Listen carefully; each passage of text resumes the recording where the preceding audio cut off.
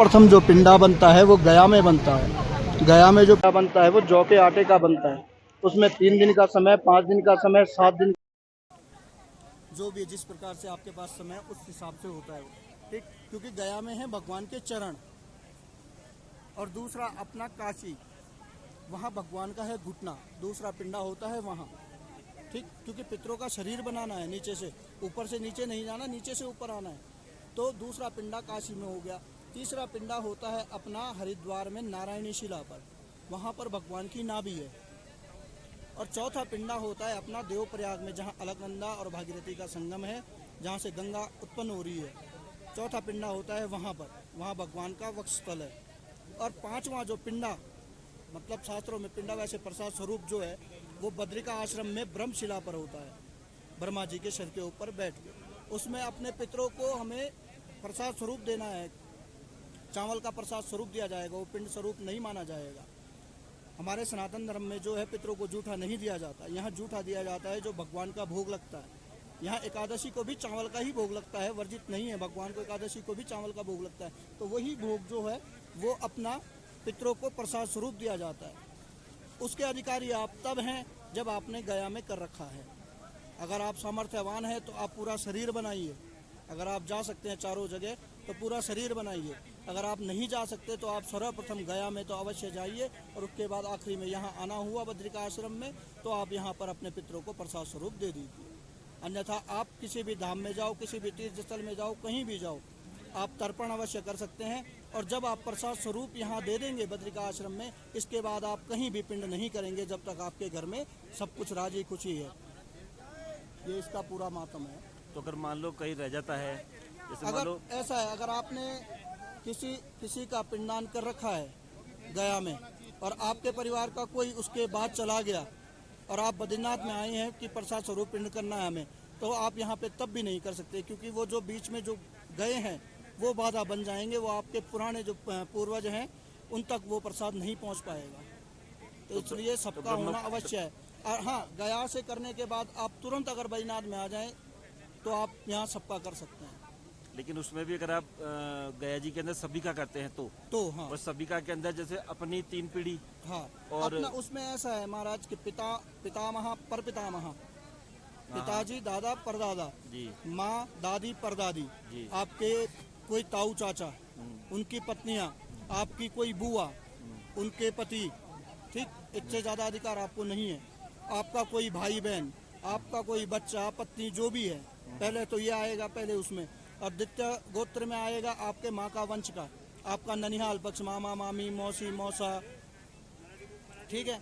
और तृतीय पक्ष आता है आपके ससुराल पक्ष का, उसमें आप अधिकारी हैं सिर्फ अपने सास ससुर का करने का, इसके अलावा आप नहीं कर सकते किसी का। और चौथा जो है कोई गुरु, शिक्षा गुरु, दीक्षा गुरु, आपका कोई गुरु बना रखा हो अगर, तो आप उनका कर सकते हैं। और लास्ट होता है धर्म पिंडा, उसमें ज्ञात अज्ञात वगैरह सब आ जाते हैं महाराज, ठीक। तो तब जाके वो यहाँ पर ब्रह्म कपाल तब कर जाके सकते हैं। वो करा सकता है जब वो गया में सबका करके आया है। तो यहाँ पे कौन कौन सी पूजा होती है महाराज जी? यहाँ पे पितरों के निमित्त देखो महालय होता है। महालय क्या होता है? महालय में मतलब जैसे द्वार, वो दूसरा श्राद्ध होता है, तीसरा श्राद्ध होता है, मतलब तीसरे तृतीय वर्ष में, चौथे वर्ष में उसका पूरा वो होता है। और दूसरा होता है जहाँ पे नारायण बलि, जैसे कोई अल्पायु में मर गया, कोई किसी नदी में डूब के मर गया, कोई मतलब कैसे मर गया, उसकी बॉडी नहीं मिली, तो नारायण बलि, उसका प्रोसेस 3 दिन का होता है पूरा, ठीक। और तीसरा होता है अपना ये क्या बोला था मैंने अभी, त्रिपिंडी श्राद्ध। पंडित श्राद्ध। त्रिपिंडी श्राद्ध में भी पूरा वो कार्य होता है उसमें, लेकिन वो एक ही दिन का कार्य अपना 4-5 घंटे में वो पूर्ण हो जाता है। इसके अलावा और पितरों के लिए कुछ नहीं होता है। त्रिपिंडी में क्या होता है? त्रिपिंडी में अपना मतलब वही पिंड बनाए जाते हैं, त्रिपिंडी में पिंड बनाए जाते हैं, उनका पूजन होता है, जितने पितरों के नाम से तो सबके पिंड त्रिपिंडी बनाए श्राद्ध भी जाएंगे। कोई भी कर सकता है या कोई विशेष व्यक्ति का? विशेष व्यक्ति कोई, कौन? ऐसा है कि त्रिपिंडी उसका होता है जिसकी मतलब मोक्ष ना मिला हो, शांति ना मिली हो, अल्पायु में मृत्यु हो गई हो, उसका होता है त्रिपिंडी।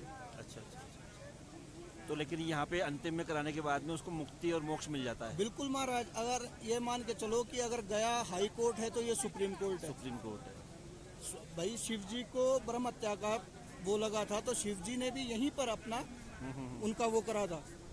तो ये ब्रह्मा जी के सर के ऊपर बैठ के करना है आपने। अच्छा अच्छा। इसके बाद मतलब आपने ब्रह्मा जी के सर के ऊपर बैठ के अगर ये कर दिया तो समझो आपके पितृ वैकुंठ में प्रस्थान हो गए। जैसे गया जी में कभी कराते हैं अपन, तो गया जी में कई बार ये होता है कि वहाँ पे अपने जो पितर हैं वो रुकते नहीं है और वापसी आ जाते हैं, तो यहाँ भी वो कोई ऐसे इसीलिए चांसेस? ना, यहाँ नहीं है, ये तो मुक्ति धाम है। हाँ। ये मुक्ति धाम है महाराज, इसका नाम जो असली नाम है ये मुक्ति धाम है। यहाँ पहले ये चौथी अवस्था का धाम है। आजकल तो गाड़ी घोड़े हैं, सब आ रहे हैं।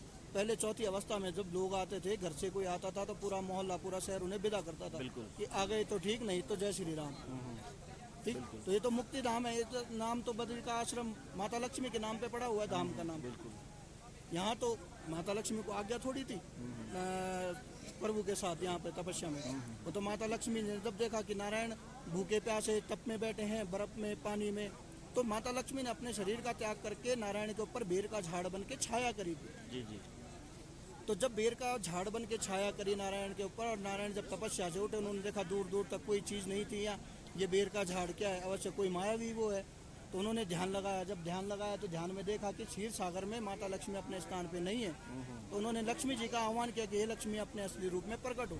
तो लक्ष्मी जी जब अपने असली रूप में प्रकट हुई तो बिल्कुल बदसूरत हो चुकी थी, काली कलूटी, धूप में, बर्फ में। तो महाराज भगवान ने कहा लक्ष्मी जी से कि ये तपस्या तो मेरी अब रही नहीं, भाई सारे दुख दर्द तो लक्ष्मी ने अपने सर पे ले लिए। तो नारायण ने लक्ष्मी जी से कहा तुम मेरे से कोई वरदान मांगो। तो लक्ष्मी जी ने कहा मैं क्या वरदान मांगू, जगत पालन करता आप है, मेरे स्वामी है, अब मैं आपसे क्या वरदान मांगू। तो स्वयं की इच्छा से नारायण ने माता लक्ष्मी को 3 वरदान दिए थे। एक तो ये कि इस धाम में, सतयुग में, ये धाम आपके नाम से प्रचलित होगा, बद्री। बेर का झाड़ बनी थी माता लक्ष्मी, तो बेर को संस्कृत में बद्री बोलते हैं, तो बद्री। दूसरा वरदान ये दिया था कि जहाँ मैं रहूंगा वहाँ आप मेरे साथ रहोगे। जबकि ये तपोभूमि है, यहाँ लक्ष्मी अंदर नहीं है। आप किसी भी मंदिर में जाइए, लक्ष्मी नारायण के लक्ष्मी नारायण जोड़े में है, यहाँ जोड़े में नहीं है, लक्ष्मी बाहर है और नारायण अपनी पंचायत के साथ अंदर है। ठीक,